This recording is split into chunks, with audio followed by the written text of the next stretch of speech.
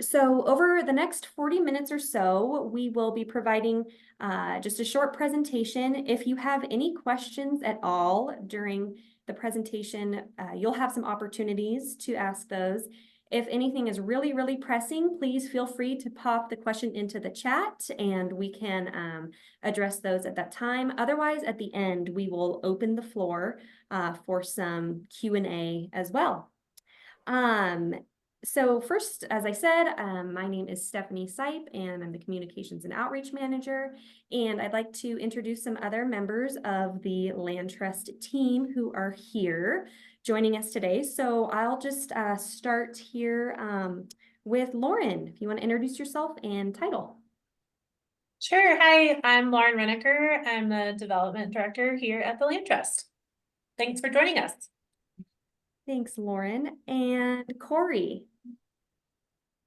Hi, I'm Corey Anderson, and I'm the Operations Director. Excited to see everyone. Okay, and how about Rhiannon? Hi, everyone. Rhiannon Klingon-Smith. I'm the Stewardship Director. Welcome today. Okay, and then we'll save our newest additions for last. Let's start with Laura. Hello, everybody. I'm Laura DeRoche. I'm the new Development Coordinator. So some of you I haven't met yet, and some I have. So thanks for having me. Okay, and we will kick it to Jake. Blessing. I am the newest member of the team. I'm the Conservation Project Manager. I also interned with the Land Trust way back in 2017. So I'm excited to be back working with this group. We're excited to have you, Jake. And last but not least, Gavin. Hi, everybody. Gavin Rickliffs. You'll hear more from me here in a minute, but just thanks so much for taking time out of your day to be with us. We really appreciate it. Okay, thanks. All right, any questions before we get started? No? Okay, so with that, we will be on our way. Okay, you want me to take this over for now, Steph? I think so. Sure, let's get started. Okay. Well, this is a fun group. I'm kind of siphoning through the Zoom images here. We've got partners, we've got board members, we've got committee members, we have donors. So it looks like a group of folks who are well connected with our work, and you are all making this work possible. So thank you for doing that. This is kind of a fun opportunity for us to just give you an update, as Steph said, kind of an opportunity to look backwards and take stock of what has occurred over the last year, and then really share with you what we see moving forward for Bitterroot Valley conservation here in the coming years. So let's start with that. It looks to me like everybody that I can see on the call is pretty darn familiar with who the Land Trust is already. So we'll touch on a couple highlights here, but maybe big picture, we've built this as an opportunity to really kind of take stock of conservation in the Bitterroot Valley as of March 15th, 2024, and kind of where is conservation right now. So I've got a couple of sort of big picture takeaways that I want to share with you, and then we'll get into some of the details of what we've been able to accomplish here in the last 12 months and where we're headed. I think when we think about the big picture, the state of conservation in the Valley right now, I think about a few things. The biggest thing that I think is on everybody's mind in the community right now is that the Valley has really been discovered yet again. The Bitterroot's gone through a lot of boom cycles from a growth standpoint. We have been in probably the most extreme boom cycle here over the past several years. And that growth is really impacting everyone, and it creates great pressure for the conservation work that we all do together at the Land Trust. It really feels like the floor has been elevated as far as just the number of people that are coming in and the impact that that growth has on our community. And so while that has some challenging externalities for all of us and is challenging for our work, I think that everybody at the Land Trust is really optimistic about the state of conservation right now in the Valley. For a couple of reasons. There is so much interest right now, all-time high level of interest in conservation from local landowners who have an opportunity to protect the things that are really important to all of us here in the Valley. Water, wildlife, working lands, community recreation opportunities. And we'll take a look at some specific examples of that throughout the day. But I think if you take one or a couple takeaways from this, from a big picture standpoint, just recognizing that there is so much momentum behind conservation and so much interest right now from local landowners. And that interest, I think, is matched by our community. We look back 12 to 18 months to the end of 2022, the community really came together and approved renewal of our open lands bond, a 71% approval rating. And so that tells us at the Land Trust that not only is the on-the-ground interest in conservation present, but the broader community really values this work and feels the pressure from this growth and knows that this is the work that the Land Trust is doing and the work that we can all do together has a really positive impact and is a priority for the community. And so that's maybe a good segue to the other takeaway here is that funding to do conservation work is also at an all-time high. So we've got this, we're in this interesting period of time right now that I think we've got about a decade or more window to really double down on our conservation efforts here in the Valley because of that interest from the community, because of that interest from private landowners, and because the funding to be able to realize conservation outcomes on the land, conservation easements, recreational acquisitions is at an all-time high as well. And so that's a great segue for us. We're really, as an organization, trying to seize this moment and respond to this incredible opportunity that we feel like is in front of us in the Valley and in the community to do more than we've ever done before and really have an incredibly positive impact for the future on the ground.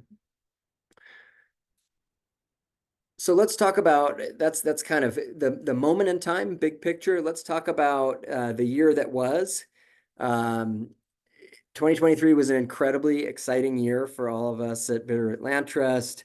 Most of you will have heard of these big picture highlights, but we really had a remarkable year in 2023. Some of the big picture excitement, National Land Trust Excellence Award was awarded to BRLT by our partners at the Land Trust Alliance. There are over 1,000 land trusts that operate throughout the country. And each year the Land Trust Alliance awards one land trust with the National Excellence Award. And 2023, Bitterroot Land Trust received that award really on behalf of the entire community. So everybody who is on this Zoom or who is watching it later, you should really feel a great degree of pride in your role in making conservation happen here in the Valley and making it something that is really something that's fundamental to what it means to live in the Bitterroot. So that was a great honor and a huge surprise for all of us, and one that we're really still just extremely appreciative of. Other big picture highlights, last year we were awarded our second Regional Conservation Partnership Program grant through the U.S. Department of Agriculture. That is a $10 million grant award. That money is earmarked to work with forest land, private landowners on forested properties throughout the valley to work on conservation easements and also work on forest health. So actual forest management projects that will have a positive impact both for mitigating wildfire, but also for wildlife habitat into the future. So that's a really exciting pool of funding that we're just this year going to be able to begin determining how we can get that into the hands of private landowners here in the valley, and realize great conservation and great forest management results. This has been an area where we have done a fair amount of work in the past on forest land conservation easements, but didn't have a dedicated funding source to make that really pencil out for landowners who are in forested areas. So much like the work that we have been doing for the past decade on working farms and ranches, this will provide some funding directly to landowners who want to preserve that wildland-urban interface around the valley. And then finally, the other big thing that we'll be sharing with you probably the next time we do an online exercise like this is that the staff and board spent the better part of last year working on a new 5-year strategic plan to really be more responsive to needs in our community, and look at some programmatic expansion opportunities and really figure out how can we grow to meet the moment that we're in right now. So let me stop there real quick. Are there questions about sort of where we've been and what we're seeing sort of big picture as we roll through the first quarter of 2024 and start looking at, kind of where we're headed and what the opportunities are in front of us?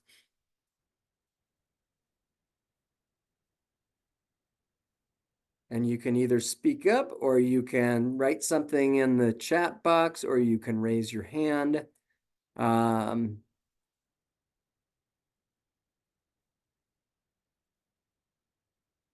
see none, so we'll keep going. Does that sound good, Steph? That sounds good. Okay, so before we get to what's coming up next, we do want to highlight the focus, the on-the-ground focus of this discussion is going to be primarily in the Victor area. We've got projects right now that we're working on that are really from Florence all the way to Sula, and we'll talk about those. But we want to highlight a bunch of the work that's going on west of Victor right now. It's a really exciting area for conservation from both a working farms and ranch, so a local agriculture standpoint, a community access, public recreational access standpoint, and a wildlife habitat. So it's all those sort of prongs of the Land Trust mission. The ways that we can add value to the community are all present in Victor, and there's a ton of work that has been going on just in the past year or so in Victor, and that is queued up for the coming couple of years. So we're going to highlight a couple different projects. The first one is Lifeline Produce. This is an 80-acre organic farm. 40 acres are in Victor and 40 acres are off the East Side Highway. It's owned and operated by Steve Elliott and Lucy Brieger. They have been real pioneers in the organic, direct-to-consumer, small-scale, high-intensity ag production in the valley for decades. And so this has been a real cool learning process for us. Most of our working farm and ranch projects in the past have been on more traditional cattle, hay operations. And this is really, an organic vegetable farm, which really causes us to think a little bit differently about the long-term future of this land. How do we create and craft a conservation easement that respects the type of uses that are going on now and will be going on in the future there? But we're really excited about this project as one that will help. The Bitterroot Valley is really you know, a mecca for small scale agriculture. For that, you know, we produce food that here locally that goes out throughout Western Montana. And we feel like this work with Lifeline Produce is kind of the tip of the iceberg for this work. It is, and Gavin, I'll just jump in and say, for the size of this, for this farm, they grow an incredible amount of vegetables, including potatoes, beets, carrots, pumpkins, onions, chard, zucchini, all sorts of really delicious stuff. So their success story is posted on our website, and I encourage you to read through that. And at the bottom, there's a list of places where you can purchase their produce too. So really, really neat project for us and something a little bit different. Tonya, you have a question. You're muted currently.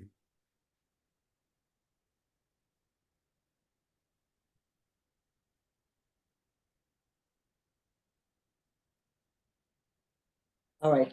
There you go. No, this is more of a comment. I was just gonna say, as you were saying that this is really getting back to the Bitterroot's roots, because in addition to supplying timber for the smelter at Anaconda, the Bitterroot Valley fed the miners. It was the railway took, you know, the trains took produce almost every day to that higher elevation. Yeah, you're right. That's it kind of coming full circle here, aren't we? Okay, so let's transition to the next slide. Our most recently closed easement, also in Victor, more of a traditional cattle and hay operation. This is 189 acres in Victor, and this is the Roy Ranch, Danny Roy's place. One of the more fun projects I think a lot of us have had the opportunity to work on.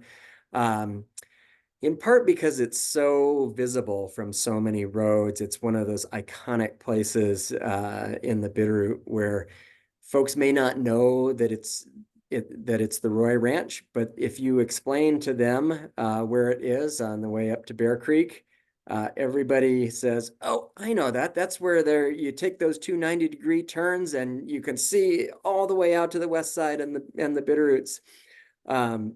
It's just a really visible spot that people see quite regularly as they're going to recreate in the Bitterroots. And I think the other reason this has been so just such a rewarding project to work on is that Danny Roy, the landowner, is so incredibly passionate about his family's history. You can see that it's third generation. Danny really did this, conserved their family ranch in honor and memory of his parents, who he was raised on the ranch. It is everything for him. It's his identity. It is his connection to his family. It's his connection to the valley. And it was just such an incredible reward to see all those years of hard work and that vision really pay off. From a wildlife standpoint, it's incredible. The picture you can see here of his cows. This is used as a more traditional ag operation, but you can also see in the distance those cottonwoods and the timber there. It's pretty rare where you're out there and you don't see elk coming out of that timber. Sometimes much to Danny's chagrin, as they're competing to eat the grass that his cows are eating. But it's just an incredible an example of why farms and ranches are so important for wildlife habitat here in the valley. Let's move on to the next one. Yeah, and so then even further up on the forest boundary, this is a really unique project that closed last year, also in Victor. Keeping with our Victor theme, this is the Sweathouse Creek Conservation Easement. This is a partnership project with the Hackett family and Montana Fish, Wildlife, and Parks. who does now manage this conservation easement. This is 540 acres right up adjacent to the Bitterroot National Forest. Incredible habitat, working agriculture, and interestingly, on this project, this ranch provides the access to one of the most popular trails in the entire Bitterroot National Forest. That's the Sweat House Falls Trail. So in conjunction with doing the conservation easement, the family secured the public's basically parking lot, trailhead, and permanent access to the national forest there, as well as hunting, fishing opportunities on the ranch. You can go out and you can take a walk. If you're not a hunter or a fisher person, you can go out and take a walk, look for birds, do whatever it is that you enjoy doing outside, both on the ranch and on the national forest that it helps access. It's one of those very unique projects where one of the family's primary objectives was to ensure that the public has the ability to get out and access both the ranch and the public land behind the ranch permanently. Yeah, and I'd echo that, Gavin. If you haven't had a chance to check it out, we really, really encourage it. If you have questions about exactly where this is located and how to get there, please reach out to us. We can help steer you in the right direction. Another reason that I love this property is it has some nice flat walking features. So for some of those more moderate and less uphill hikes, this is just a really nice place to walk the dog for all abilities.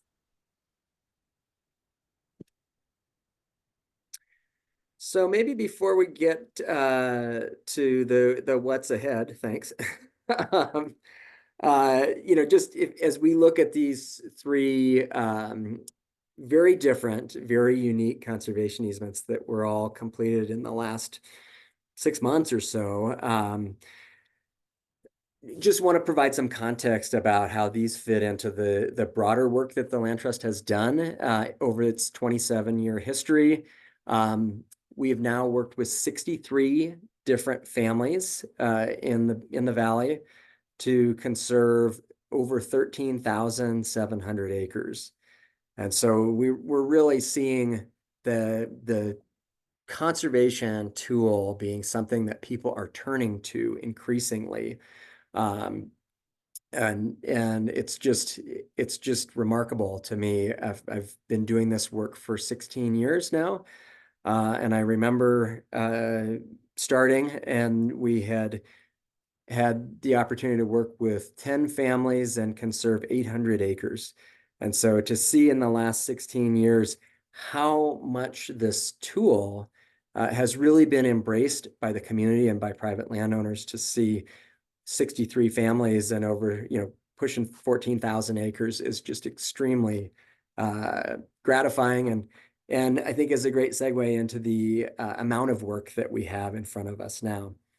As part of the work that we've done over the past 27 years, we've worked on 5 different parks or recreational fishing access sites up and down the valley that has provided over 200 acres of natural parkland and trails, and opened up tens of thousands of acres of public land, the access to public land through what was previously private land.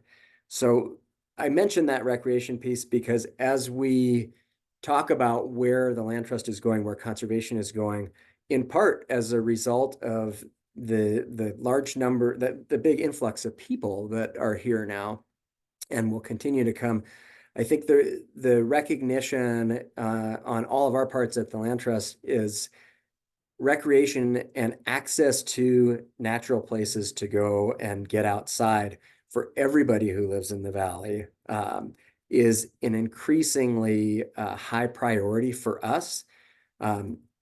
We want to make sure that the Land Trust is here and is increasing the pace of our traditional conservation work on water, wildlife, working lands, while also really creating a robust program around recreational access as the community needs continue to grow and as more people are here utilizing those recreational opportunities. Any questions on that before we transition into sort of the exciting stuff that's in front of us right now?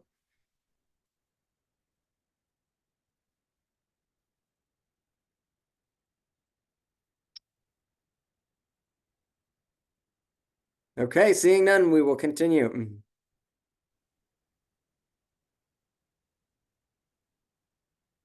So what's ahead? So currently, like I said, to begin with, demand is incredible for the work right now.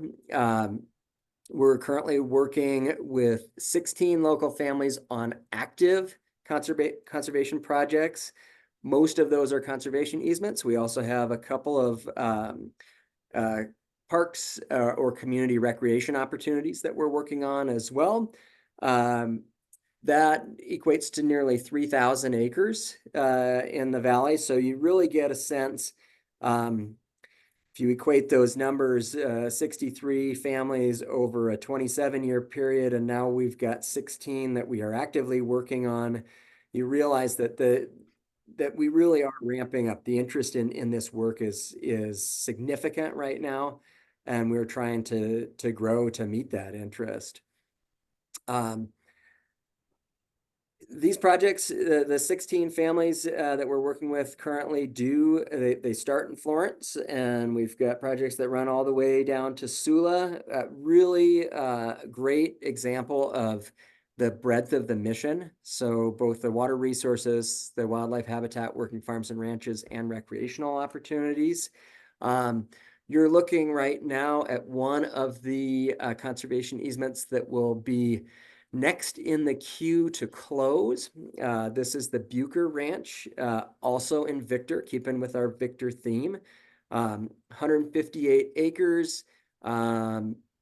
This has been in the family for, boy, it might be 5 generations now. And so a place where the current generation of ownership in the family has put an incredible amount of work into irrigation infrastructure, into maximizing the agricultural production of the ranch. But as you can see from the photo with all the elk there, it's also a spot that is a real convergence of both working agriculture and wildlife habitat. Those elk really love coming out of the timber there, and utilize this ranch as winter range. We're hoping that this easement will be closed sometime in the first 2 to 3 quarters of 2023. Sure. You can go to the next slide. So we wanted to kind of give you a sense of some of the work that's happening here. The Bucher Ranch that we just saw is in light green at the top of your screen. If you look at the red arrow there, the exciting thing is that the Bucher Ranch is one of 5 other active projects right in the center. So yeah, if you can use that cursor all the way down to the town of Victor, really. We have 5 additional easements that are all right now in active, sort of an active state of development or moving towards closing. Additional recreation opportunities that are also planned in this area, which we're really excited to be able to unveil as soon as we can get into a position where we have a purchase agreement in place for a piece of land there close to Victor. But the arrows also show you some of the other projects that we just talked about that all closed in the past 6 to 7 months. Lifeline Produce is right there, right by the town of Victor. The Roy Ranch is right there. Thank you. And then Sweat House Creek is right up there. So Those coupled with the other 4 easements that have already been completed in years past, you see Sweat House Confluence, Grays and Rome, Bear Creek, and the Bailey Forest Conservation Easement. We're really starting to see an incredible amount of momentum in this really important part of the valley. And for those of you who have seen some of the maps or have been at recent barn dances in the Stevensville and Burnt Fork area, we're really excited to sort of import that model of collaborative momentum, community-based conservation that we've been working on for about 14 years in the Burnt Fork area east of Stevensville. We're seeing that same sort of momentum right now in the Victor area, and that is going to be a really good thing for West Victor and really good thing for the future of the valley.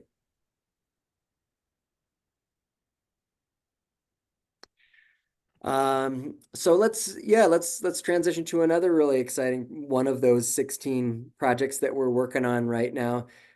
This is the Lazy KD Ranch in Darby. We'll take a look at a map in a moment. This is something, if folks are looking for an action item right now, this project will be in front of the Valley County Commissioners on Tuesday morning at 11:30 a.m. The county commissioners are going to be asked to support open lands funding for this conservation easement that is right off of, it's adjacent to Highway 93 as you're driving from Hamilton to Darby, and just north of the Lake Como Road.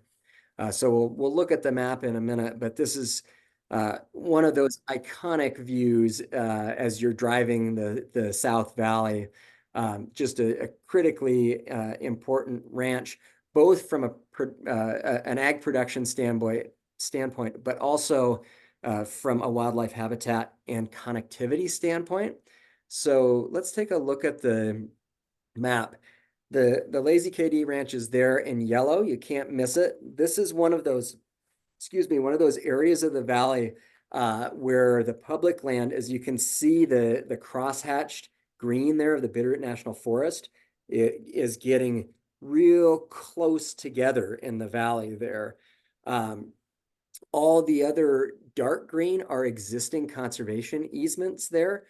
And so the goal here is to really create an opportunity for wildlife movement here from public land in the National Forest on the east side to the public land on the west side of the National Forest.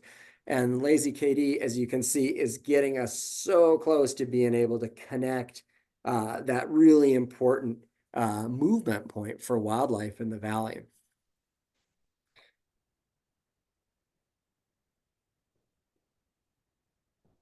Any other, let me stop for a second and see if there are questions.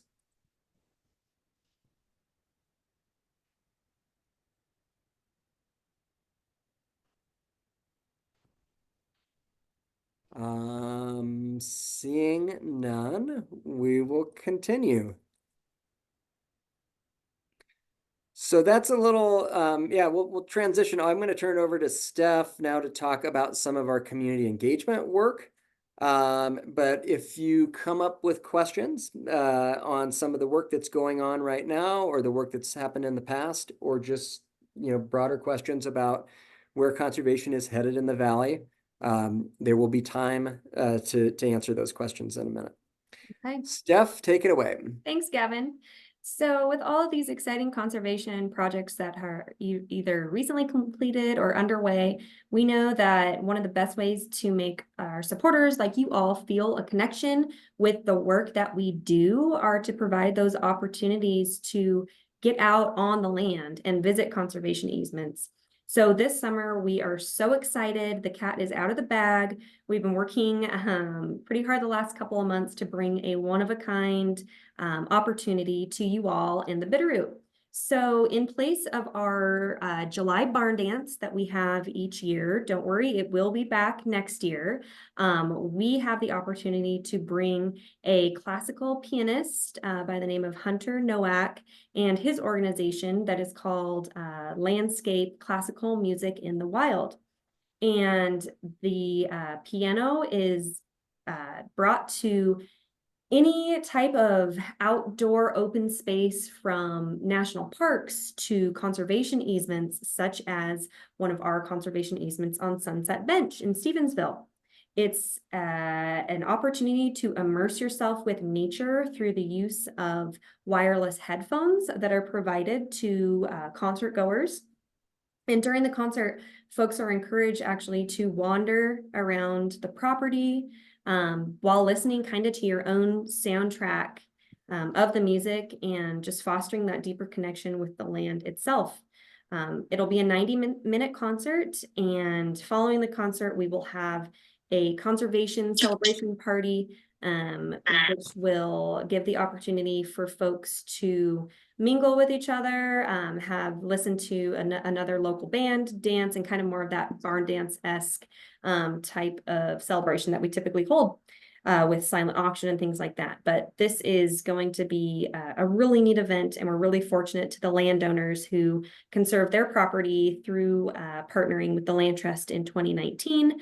As I mentioned, it's on Sunset Bench. It's about 200 acres of just incredible views of the Sapphire and Bitterroot Mountains, wildlife habitat, timber forest, and even a secret sagebrush meadow.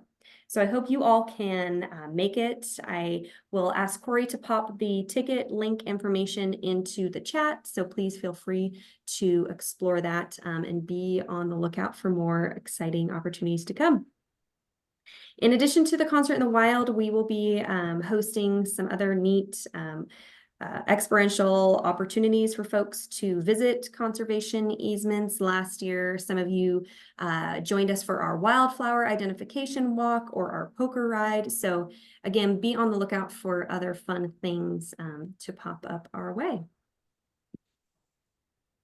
Yeah, and I think Meg Hansen is actually on this video conference right now. She and her partner, Mike Sylvester, will be hosting all of us. So a huge thank you to you, Meg, and to Mike for your willingness to do that. This is going to be such an incredible opportunity for the entire community. It'll be great, and we'll be making a fun map, and there's lots of great spots to check out on the property. So. Thanks, Meg.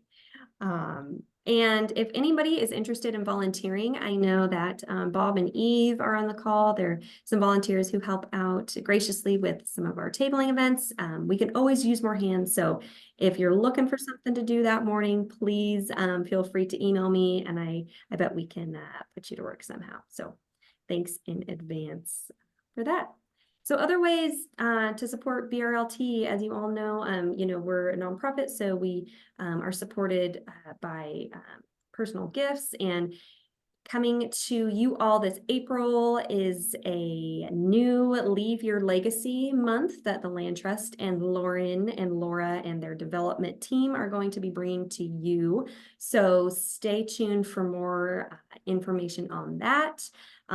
Sign up for newsletters. I'm sure that you all are, otherwise you wouldn't be here today.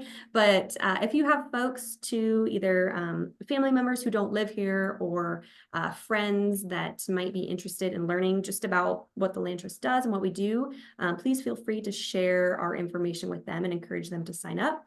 As well as following us on social media. We have an Instagram account. Here's our username down here, as well as Facebook. So just some other ways to stay in the loop and be the first to hear exciting updates like you all heard today. So at this point, I'd love just to open it up for a just informal Q&A session. If anybody has any burning questions that they'd like to ask Gavin or any other members of our team who are on the call as well, please feel free to ask away.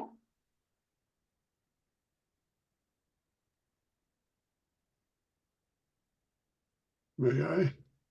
Absolutely, Gavin, Bob. this is Bob Cron, for those Hi, who Bob. can't see me.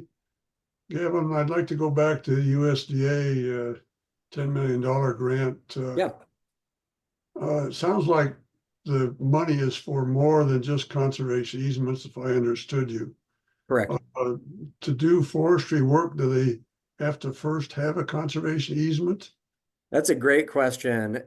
So the answer is no, you do not, there is not a requirement that folks who can take advantage of some of the cost share opportunity to do forestry work, that they have a conservation easement or that they are necessarily working on a conservation easement.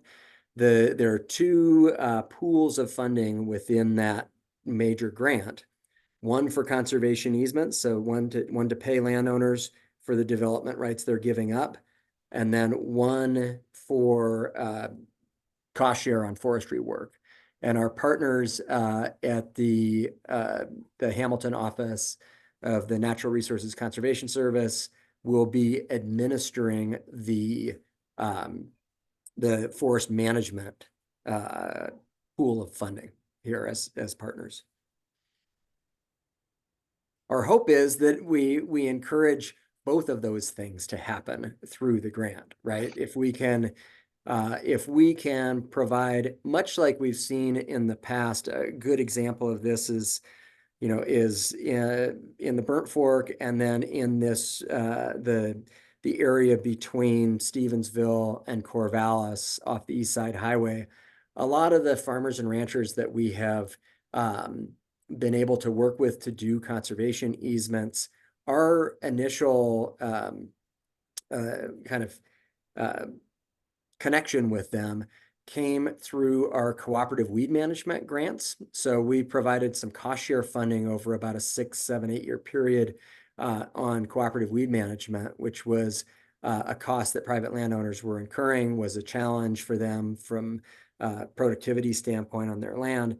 And to be able to come as a partner providing resources really opens up lines of communication for folks who then ask, well, what are the conservation opportunities on my land and for my family? And perhaps then lead to really, really great long-term outcomes on the land. I appreciate that. Also, you probably know this, but Paul Moore and I are both forestry professionals, and if you need a second opinion on something, why, sure holler, because we're kind of tied to this. I appreciate that. I mean, I think this is going to be one of our big challenges. We talked about, growing our team. We have an incredible professional team here at the Land Trust right now, but we are trying to grow that team. And one of those growth aspects is making sure that we've got some really strong forestry experience.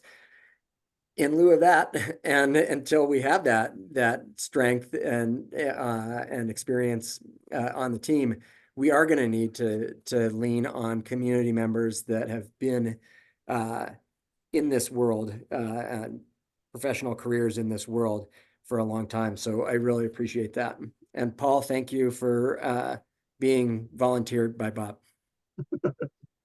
Yeah, thanks, Bob. You're welcome. He's got lots to do besides this, but and also I have ties to other forestry professionals in the valley who are retired who would be willing to help as well. So that's great. Maybe it would be good for the two of us to just connect, like at an open lands board meeting or at some point in the near future, to just talk about that, the whole suite of resources there. Be glad to do that. Great, thanks. Any Let's see, other any other questions? questions of anybody?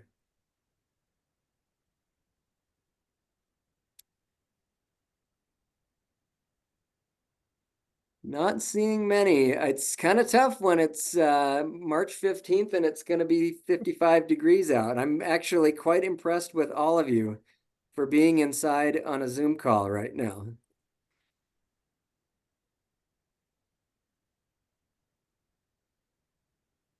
Well, I, for one, want to thank you for doing this. This is the first time I've known about and tuned in, and this was very helpful. Thank you. Great. Thank you for the feedback. Yeah, if we don't have other questions, I just want to thank everybody for taking time out of your day. Thank you, Joanne. Thank you for all your partnership. Everybody at Heart of the Rockies, for those who are not familiar with it, is um, a collaborative of 29 land trusts from British Columbia all the way down through Wyoming.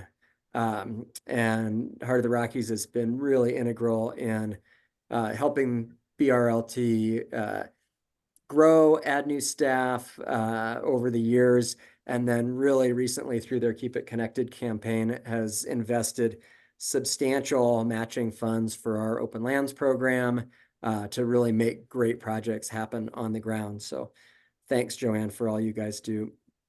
But yeah, just a huge thank you. Everybody on the call has a big role in making conservation happen here in the Valley, whether you're staff or whether you're an open lands board member, whether you're a donor, whether you're a partner or a family member. I see my folks on the call as well. Just really wanted to thank every single one of you, because without all of us, this great work doesn't happen. And so I think everybody, I hope you leave and head into your weekend feeling really good about where conservation is headed in the Valley right now, despite some of these pressures that we're feeling. And hope you feel really strong and really good about your role in making all this work happen.